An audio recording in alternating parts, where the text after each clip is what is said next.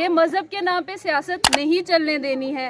BJP ने जो जम्मू कश्मीर में किया है वो आप सबको पता है, J&K स्टेट को यूटी बना दिया है। फिर उसके बाद उन्होंने ये कहा कि वो डेवलपमेंट लेके आएंगे, तो उनसे पूछा जाए कि क्या डेवलपमेंट लेके आए हैं, कौन से एम्प्लॉयमेंट उन्होंने, कितने एम्प्लॉयड लाए हैं वो। और बाकी रही बात मेरी कि मैं नौजवान हूँ, आज की यूथ हूँ, मुझे पता है कि यूथ मिलके एक्सपीरियंस लीडर्स के साथ मिलके वो जो डेवलपमेंट लाएंगे वो शायद आप सोच भी नहीं सकते हो। रही बात मेरी, मैं फीमेल कैंडिडेट हूँ, मैं रिजर्व फीमेल कैंडिडेट हूँ। मैं चाहती हूँ कि हमारी जितनी भी माएँ हैं, जितनी भी बहनें हैं, इनके जो मसाइल हैं ये आगे आके मेरे साथ अपने मसाइल जो हैं मेरे साथ मुझे बताएं, मैं उनका हल करूँ।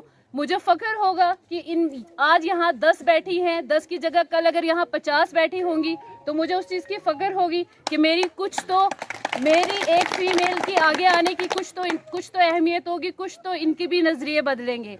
और सबसे बड़ी बात यही है, ये अगर पीछे है तो वो एक ही वजह से है कि इनको तालीम नहीं मिली है, इनको अपने हुकूक पता नहीं है, ये जानते नहीं हैं कि इनके हुकूक क्या है।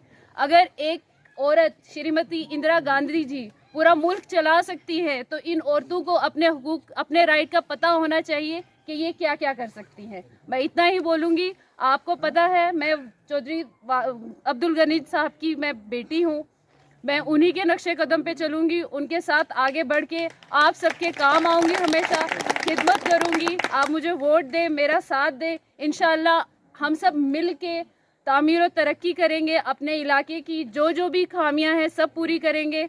बस इतना ही बोलूँगी। आप सब अपनी दुआओं में मुझे याद रखें और मुझे वोट दें।